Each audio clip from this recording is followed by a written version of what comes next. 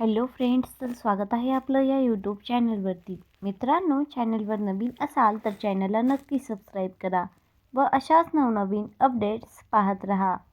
तर आजच्या भागामध्ये आपण आता इकडे राणी गजरा लावण्यासाठी तिच्या रूममध्ये आलेली असते. ती बराच वेळ मालती जे काही तिला बोललेली आहे त्याचा विचार करतच तिथे थांबलेली असते. आणि आता गजरा लावायला घेते तेवढ्यातच विक्रांत त्याच्या पायानं कुंडी सरकते आणि ती पाहायला जाते तिथे कोणी आहे की नाही.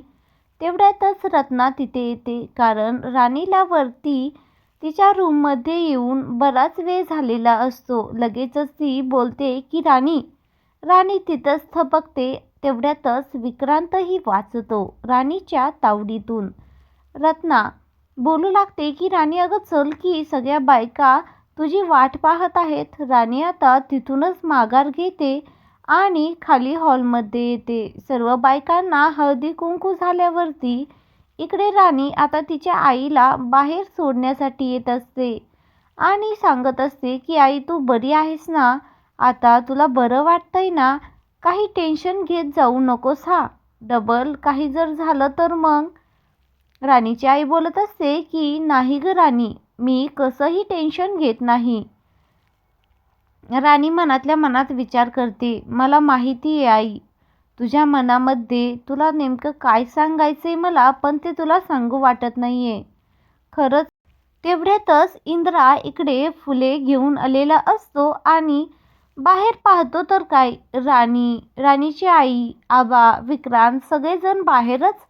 आता इंद्रा फुले आतमध्ये कशी नेणार. तेवढ्यात तो विचार करतो की आत्ताच नको न्यायला, नंतर मी सर्वजण आतमध्ये गेले की त्याचा चान्स घेऊन हे फुलं वरती मग नेऊन ठेवील. तेवढ्यातच आता इकडे इंद्रा गाडीच्या खाली उतरतो आणि राणीची आई बोलते की हे बघ जावई बापू आले, काही काम होतं का तुम्हाला बाहेर. इंद्रा बोलतो हो, मला ना काम होतं थोडंसं. आता इकडे राणीचा मेकअप पाहून इंद्रा तर खूपच खुश होतो आणि सतत राणीकडेच पाहायला लागतो. राणी आज खरंच खूपच छान दिसत असते. इंद्रा मात्र राणीकडेच पाहत राहतो. इकडे आई आता तिच्या घरी जाते आणि इंद्रा राणीकडे पाहत असतो. तेवढ्यातच राणी आता इंद्राला बोलते, काय सर, काय पाहतात आहात तुम्ही, लक्ष कुठं आहे तुमचं. इंद्रा बोलतो, राणी आज तू खूप छान दिसत आहेस. लगेचच राणी हो बोलते. इंद्राला मात्र स्माईलही देत नाही. तेवढ्यातच अजित तिथे येतो आणि बोलतो, दादा चल ना लवकर, आपल्याला आतमधलंही डेकोरेशन करायचं आहे. अजित त्याला खेचत असतो, पण इंद्रा मात्र राणीलाच मागे वळून पाहत असतो. विक्रांतचं काम झालेलं असतं म्हणून तो खूपच खुश असतो. आता इकडे सर्वजण बसलेले असतात घराबाहेर आणि आता इंद्रा तयार होऊन खाली येतो. अजित अनाउन्समेंट करतो की महाडिक घराण्याचे राजा इंद्रा महाडिक हे येत आहेत. सर्वजण आता इंद्राकडेच पाहू लागतात, कारण इंद्रा खूपच छान तयार झालेला असतो. त्यानेही हलवाईचे दागिने गळ्यामध्ये वेअर केलेले असतात. सर्वजण इंद्राला पाहून खूपच खुश होतात, पण राणीच्या मनामध्ये जो काही मालतीनं सांगितलेला विचार चालू असतो तोच गुणगुणत असतो. इंद्राला पाहून राणीला काहीच वाटत नाही. इंद्रा राणीजवळ येऊन बोलतो की राणी तू अशी शांत का आहेस आणि काय विचार चालू आहे तुझ्या डोक्यामध्ये. मी छान दिसत नाही की आज, मला तर तू छान दिसतस असंही नाही बोलली. राणी बोलते, नाही सर तसं काही नाही, पण राणीचा चेहरा उदासच असतो. हे सगळं इंद्राला समजत असतं. इंद्रा राणीला सारखं सारखं विचारत असतो की काय झालंय राणी, काय झालंय, तू खुश नाही दिसत आहेस मला आज. राणी फक्त नाही सर, नाही सर, मला काहीही झालं नाही हेच सांगत असते. तेवढ्यातच इकडे अजित त्यांचा फोटो काढत असतो आणि आता सर्वजण फॅमिली फोटो घेतात. तेवढ्यातच इकडे आता आबा म्हणतात की चला चला निघूयात आता, उशीर होतोय आपल्याला.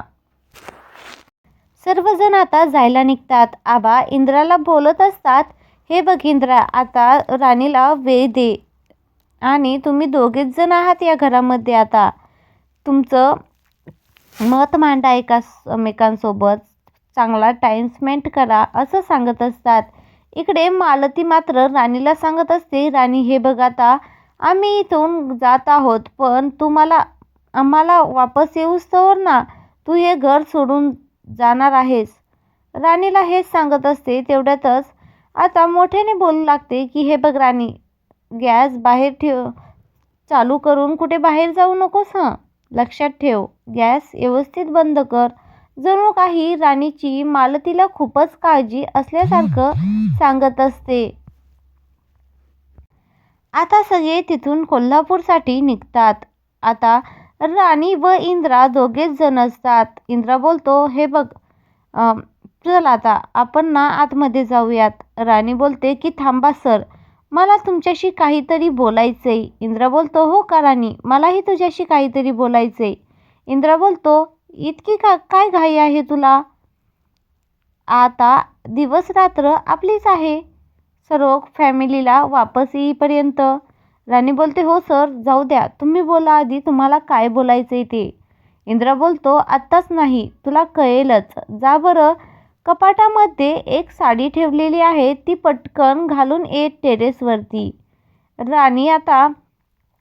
इंद्रा राणीचं काहीच ऐकत नाही व तिथून निघून जातो. राणी नाईलाजाने रूममध्ये जाऊन साडी घालते आणि विचार करते की इंद्रा सर माझ्यासाठी किती करतात आणि ते पहिले होते तसे, पण आता नाही आहेत, त्यांचं मन बदललंय, असं तिच्या डोक्यामध्ये विचार चालू असतो. नाही, मी मालती मॅडमनं जे काही सांगितलंय ना त्याच्यावरती विश्वास ठेवणार नाही, हे सर्व गुणगुणत असतं. आणि इंद्राला ती सॉरीही म्हणणार असते आणि त्यांच्या नात्याला नवीन वळणही लागणार असतं. तेवढ्यातच तिला एक पेपर सापडतो आणि त्या पेपरमध्ये असं असतं की ते पेपर बुवानेच लिहिलेलं असतं. राणी हे पाहून आता इंद्रा व राणीच्या नात्याला तडा जाणार आहे.